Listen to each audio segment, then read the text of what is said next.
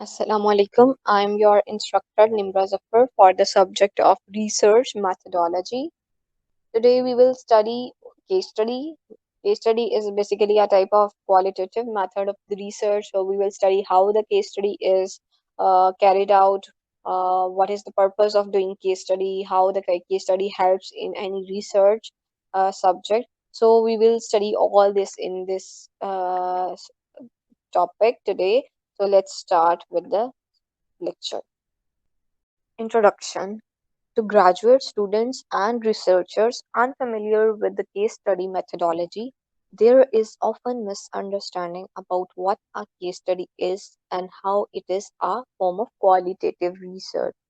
Case study is a form of qualitative descriptive research that is used to look at individuals, a small group of participants, or a group as a whole. This qualitative method of study emphasizes detailed contextual analysis of a limited number of events or conditions and their relationship. So basically, we conduct contextual analysis in case study. And what is the contextual analysis? For example, if we are studying, we are doing case study on the cultural heritage of Balochi culture. So our context is Balochi culture, and the events or the conditions we see in order to do the analysis of that culture is basically the contextual analysis, and we basically find the relationship between different variables in that culture so that we might be able to develop a context in, and we might be able to conduct its analysis. For example, if we are doing case study of Balochi culture. So what we will do, we will observe the activities that are being done in that culture. For example, if there are any specific dance of that culture, we will observe that. And if there is any particular type of food item that is popular in that culture, we will see that. So basically, we will observe different conditions and the relationship between those different variables, and we will do the contextual analysis in that type of case study. Researchers have used the case study research method for many years across a variety of disciplines.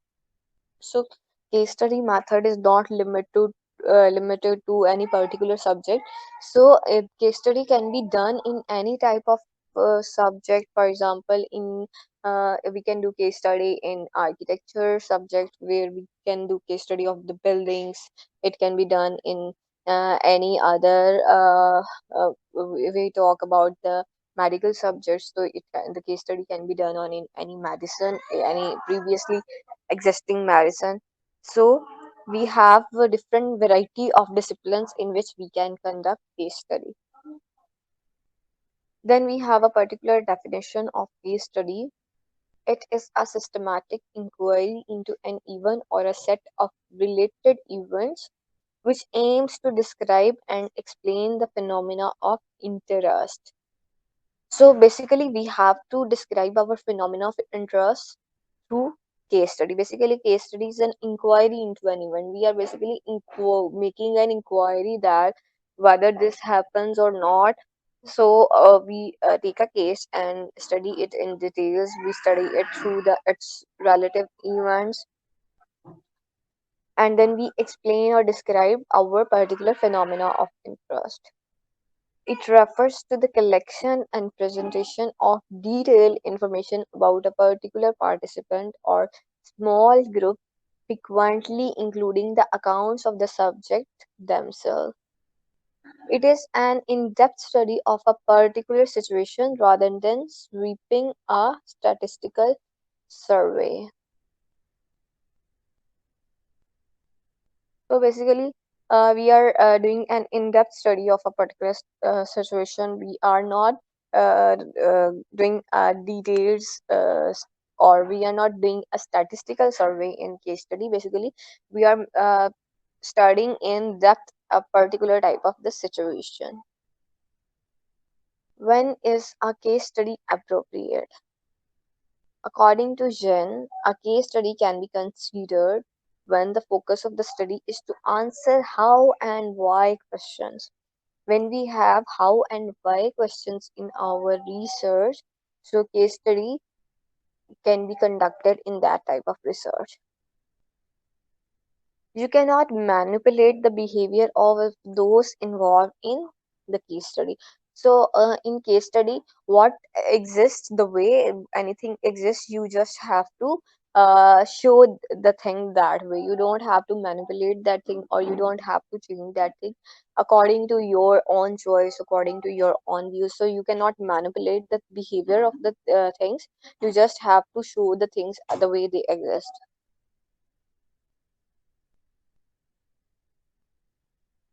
You want to cover contextual conditions because you believe they are relevant to the phenomena under study.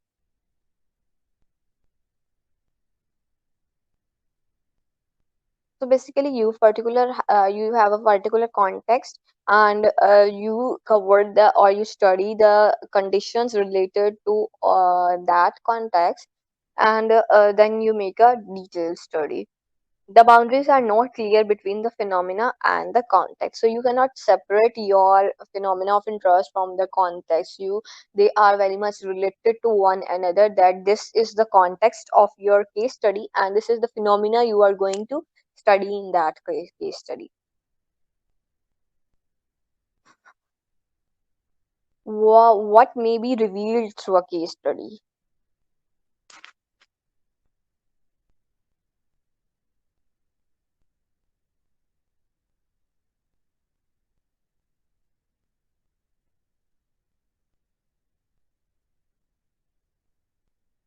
To case study, a researcher can closely examine the data within a specific context.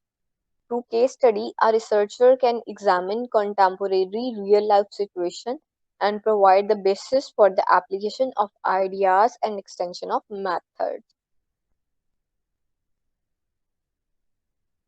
Through case study, a researcher can test theoretical models by using them in real-world situations.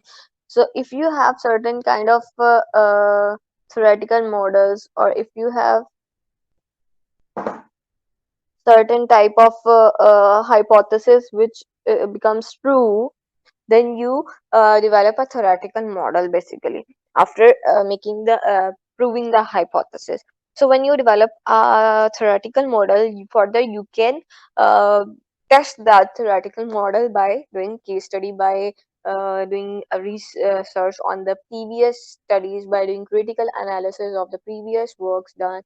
So the case study is a method to test the theoretical models. A case study may not answer a question completely, but it will give some indications and allow further elaboration and hypothesis creation on a subject. So basically, case study is not going to completely answer your research question, but it will give a certain indication that it indicates this, or this can happen. So basically, uh, indication is given, an indication is given by a case study. It is not a complete answer to your research question. And from those indication, we can further elaborate our hypothesis on a particular subject.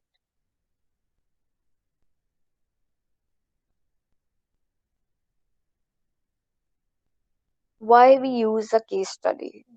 So this is a very important question. Why we use our case studies?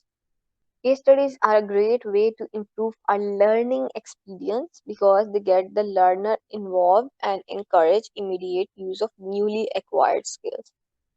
They differ from lectures or assigned readings because they require participation and deliberate application of broad range of skills. So basically, the case study is not any lecture or any assigned reading. It is basically a detailed description or detailed study of any particular kind of case.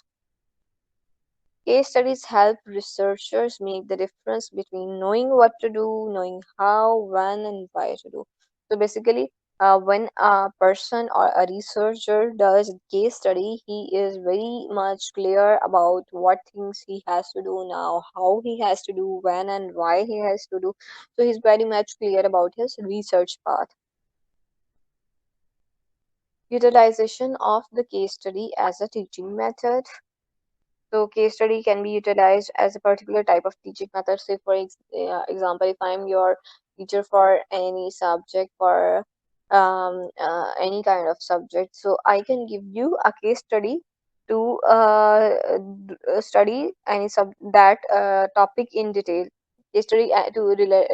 I can give you any case study related to any topic to study in detail, so that you might have a better understanding of that topic. Practical application and testing of scholarly knowledge provides an approximation of various professional environments, that is, classrooms, boardrooms, courtroom, or hospital. Incorporates the idea that students can learn from one another by engaging with each other and with each other's ideas, by asserting something and then having it questioned, challenged, and throw back at them so that they can reflect on what they hear and they then refine what they say. Then here we have design of a case study. To obtain as complete a picture of the participant as possible, case study researchers can employ a variety of case study designs. Some common designs include single case and multiple case design. So we have two types of designs in the design of case study. One is single case design and one is multiple case design.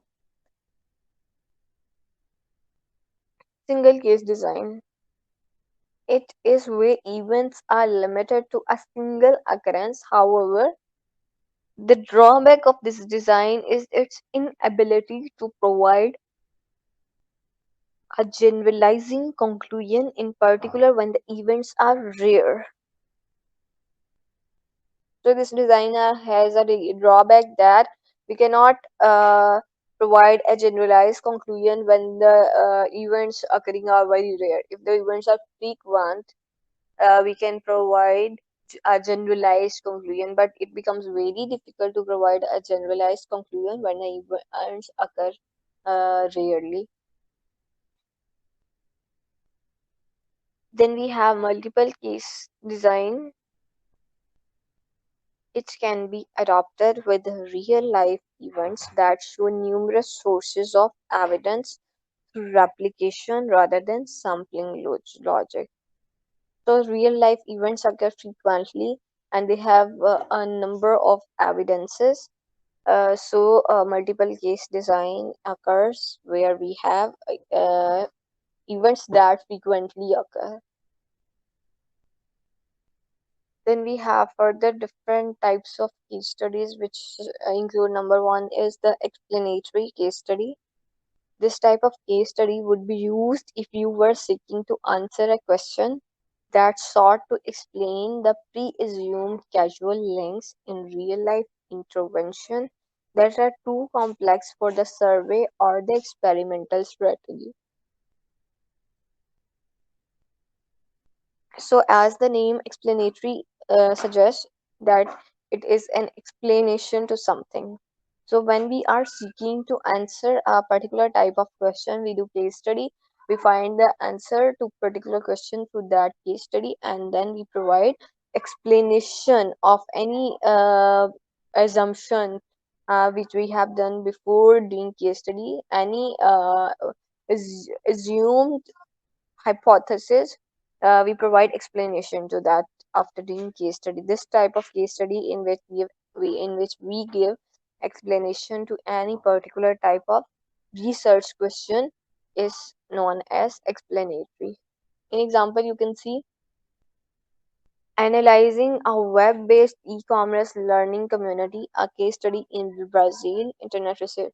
So in this type of case study, what will they will be doing? They will analyze a web-based e-commerce learning community, and they will do case study in Brazil, right? They will give explanation of this type of e-commerce store. Then there is an exploratory case study, as the name suggests. Exploratory means exploring something.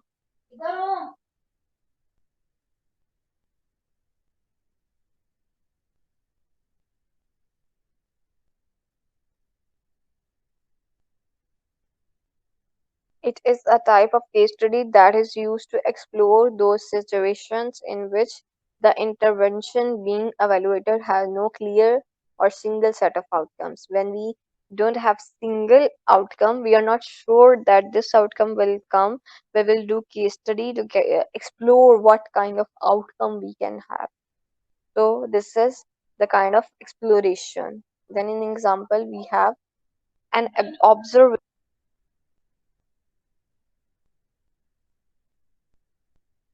An observational study of the development of a nurse patient relationship, clinical nursing research. So, in this type of case study, they are exploring the relationship between the nurse patient and patient.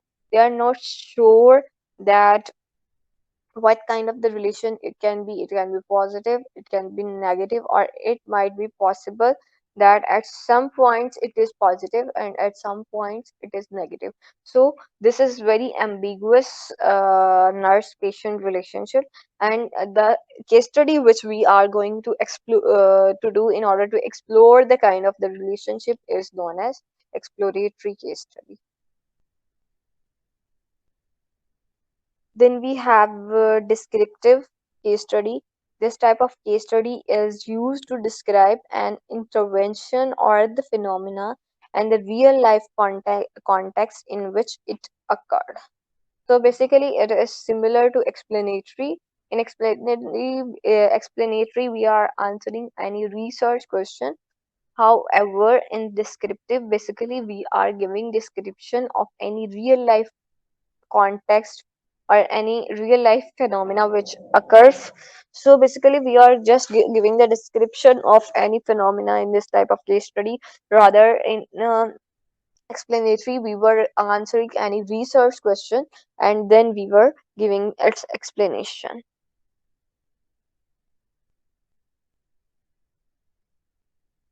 In example, you can see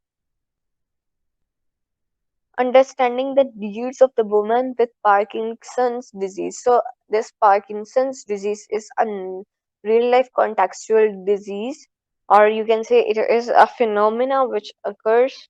So, basically, we are understanding the needs of women with that disease. So, we are basically giving the description through the understanding. So this is a descriptive type of research in which we will give a description by doing a case study on this type of disease.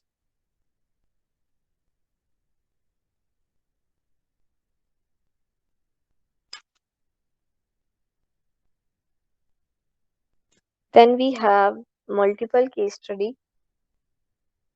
It enables the researcher to explore differences within and between cases.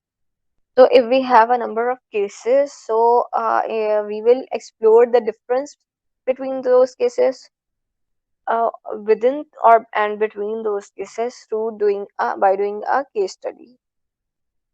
Example is innovative community services for rape victim, an application of multiple case study methodology. So we have different kinds of rape victims.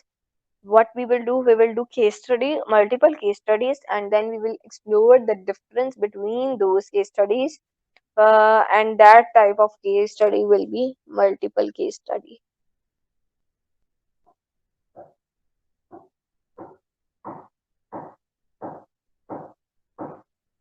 Then we have intrinsic case study. The term intrinsic suggests the researcher who have a genuine interest in the case should use this approach when the intent is to better understand the case. So, in order to have a better understanding of the case, you do this type of case study. It is not undertaken primarily because the case represent other cases or because it illustrates a particular trait or problem, but because in all its particularity and ordinariness, the case itself is often first. So basically, it is a representative case which is giving representation of other cases as well. So you choose a representative case and you do its case study. This was intrinsic case study. So as you have CR in your class that represents the whole class, in this way you have a particular case which represents many other cases. So this type of case study is intrinsic case study. Example, we do things together, a case study of couplehood in dementia. So basically, doing a case study of couplehood, you basically couple is a representation of many other relationships, or you can say a couple is a representation of other couple. So you do case study on a couple and a representative couple. So that can be your intrinsic case study. Then you have instrumental case study. It is used to accomplish something other than understanding a particular situation. It provides insight into an issue or helps to refine a theory.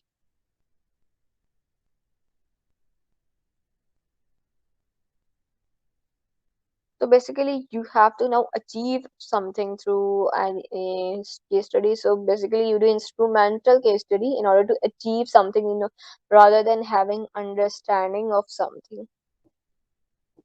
Basically, if you have to refine any theory, you do a case study and get help, and then you refine that theory.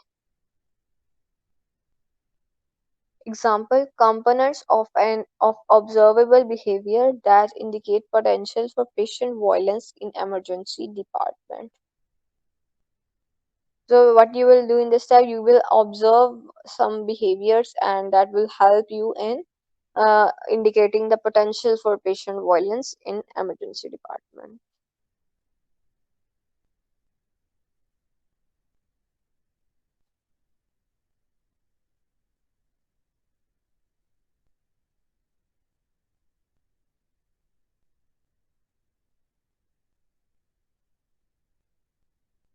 Then you have collective case study.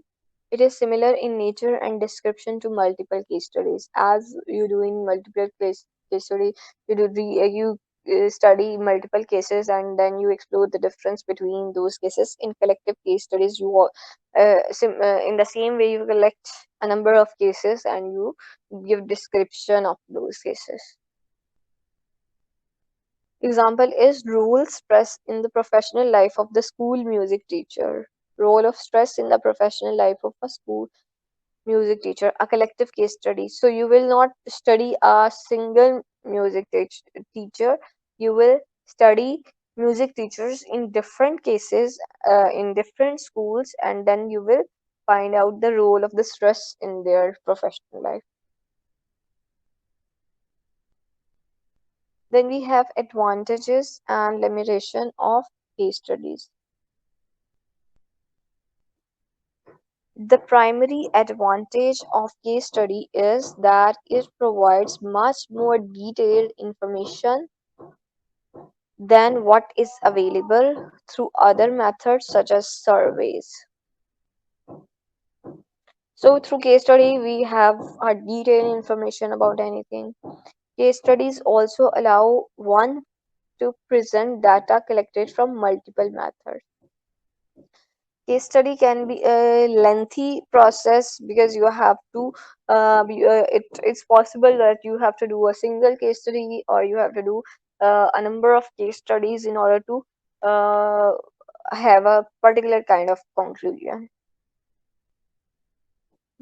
Because they provide detailed information about the case in narrative form, it may be difficult to hold a reader's interest if too lengthy.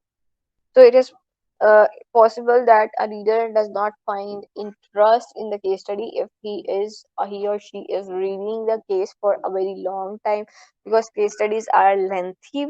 You have to conclude something by going in detail of something, so it is a lengthy process, so it is possible that you lose your interest while reading that case again and again.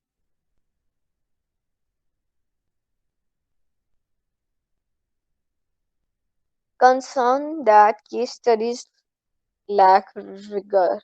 Case studies have been viewed in the evaluation and research field as less rigorous than surveys or other methods. Reasons for this include the fact that qualitative research in general is still considered unscientific by some, and in many cases, case study researchers have not been systematic in their data collection or have allowed bias in their findings. So basically, case study is considered to be unscientific process because basically you are doing studying a case. It might be possible that you represent the case in your own way, in your own opinions. So biasness can be created in the findings of the case study. So, in other findings, when you do statistical analysis of anything, there is no chance that you will do biasness. Basically, you represent the things the way they are calculated or the way they are analyzed. But in case study, what happens, you represent you, it is possible, it is not always that you do this. It might be possible that the researcher who does case study represent the findings in his own views, in the way he feels the things. So this is basically a biased kind of thing, that you can create biasness while representing the findings of any case study. Not generalizable. A common complaint about case studies is that it is difficult to generalize from one case to another. But case studies have also been prone to overgeneralization, which comes from selecting a few examples and assuming without evidence that they are but typical or representative of the population. So what happens in case study is that it is difficult to give a generalized conclusion. You have done one case study and you conclude that this, for example, if you are doing case study on any medicine, which you are going to basically make a new one from that. So you say that this medicine is for uh, applicable to this medicine is applicable to birds, so we can apply this to the human beings as well. So this is not a very good conclusion, so you might have to do some other things, some other research or experimental work as well with that case study to give a generalized conclusion. And it sometimes it is possible that you give over generalized conclusion on that case study. Then there are steps that are involved in a case study. So first of all, you have to plan the things,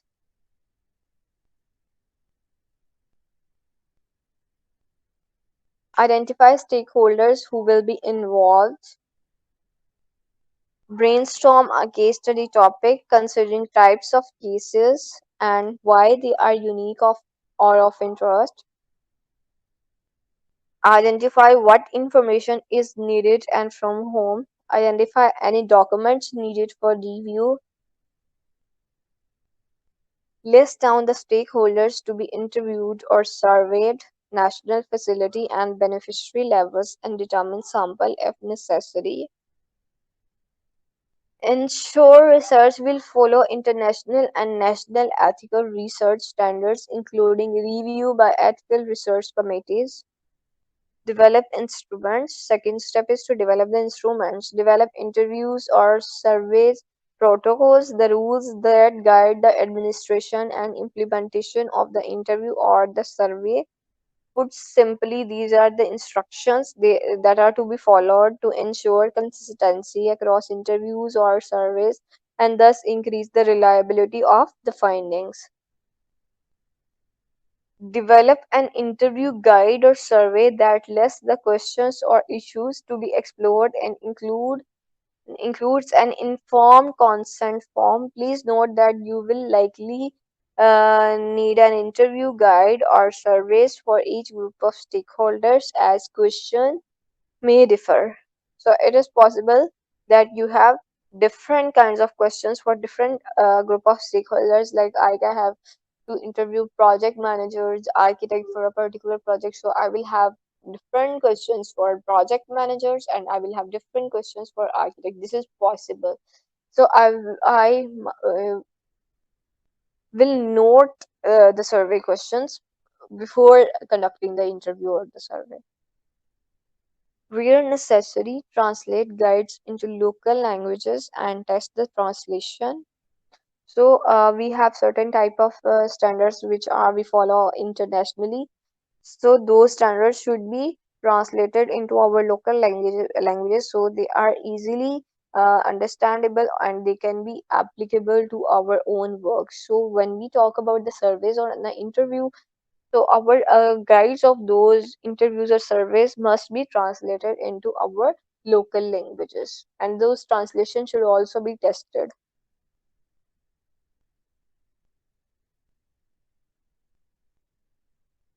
Then we have to train the data collectors, identify and train data collectors. We have to collect data, gather all relevant documents, get up interviews or surveys with stakeholders, seek informed consent of each respondent, written or documented oral. If the respondent has consented, conduct the interview or the survey. Then you have to analyze the data, review all relevant documents, review all interview or survey data, disseminate findings, write reports, solicit feedback, revise, and disseminate. So when you have done analysis of your questionnaire or your survey interview, so you can now write a report on the findings of that. You can give a very good feedback, or if any revision is required, you can give mm, you can give the conclusion that we need the revision here, and then you can disseminate the results.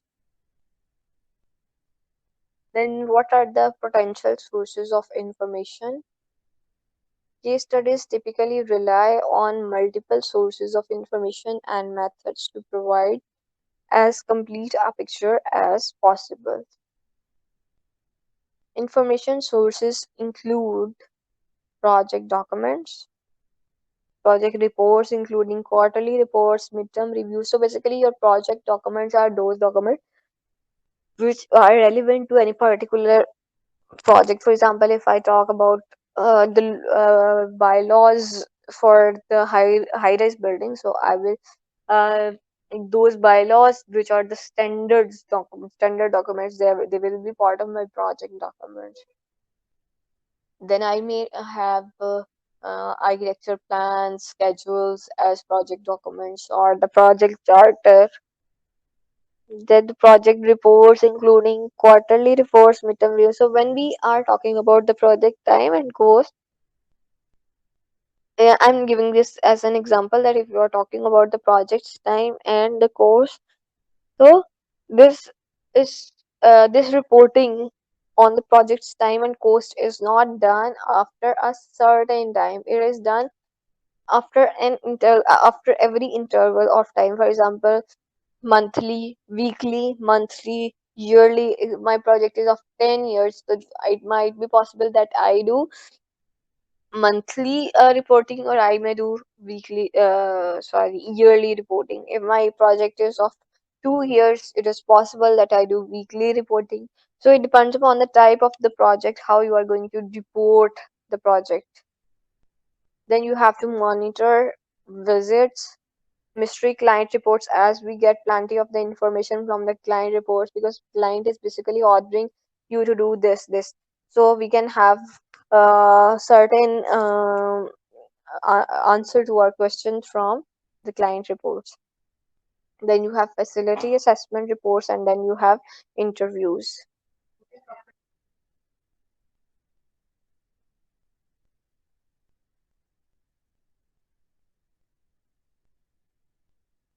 Then, what are the potential sources of information? Questionnaire, survey results, evaluation reports, observations, and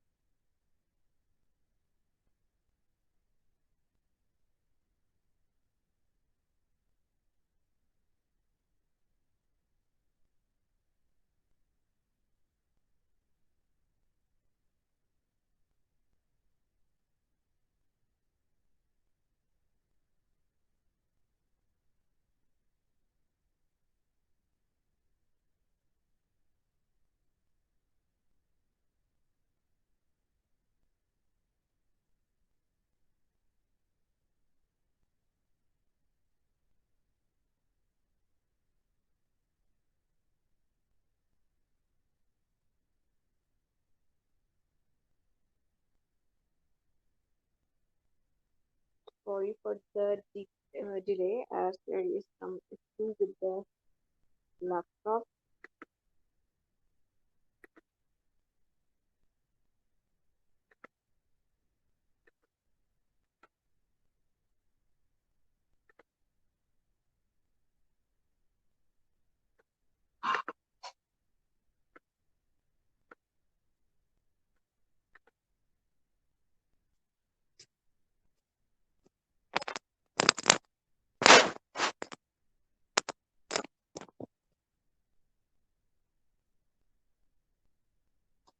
Then we have elements of a case study, which include a case study do not have set elements that are needed to be included.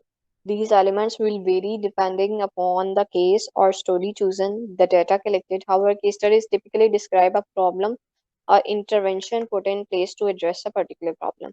Here are some elements that you could draw out from in order to conduct your case study. That is problem. It is essential to identify what the problem was, identify your problem, explain why the problem is important, how was the problem identified, was the problem for identifying the problem effective, and the second step is the step taken to address that problem. Now you have to address the problem.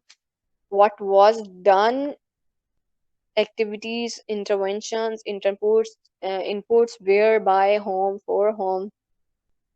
Then the results. What were the results of your intervention, particularly the significant or unique results? Then challenges and how they were met. This focuses on what challenges or difficulties you encountered and what you did to overcome them.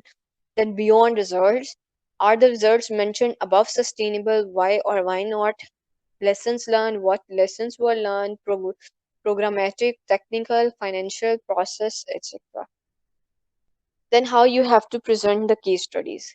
Case studies are flexible in that they can be presented in a number of ways. There is no specific format to follow.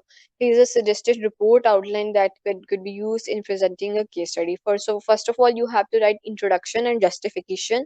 Then you have to write methodology of your case study, that how you are going to conduct that, how was the process carried out, describe the process of selecting the case and the data collection sources, as well as how data was collected.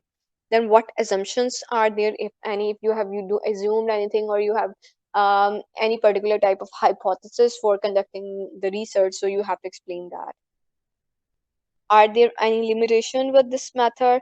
What instruments were used to collect data? You may want to include some or all in the appendix. What samples are being used? Over which period of time was this data collected?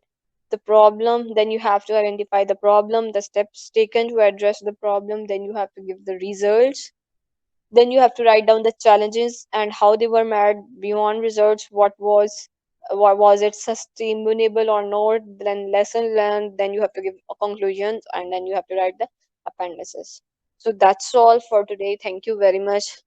We will be having another lecture on the research in the next class.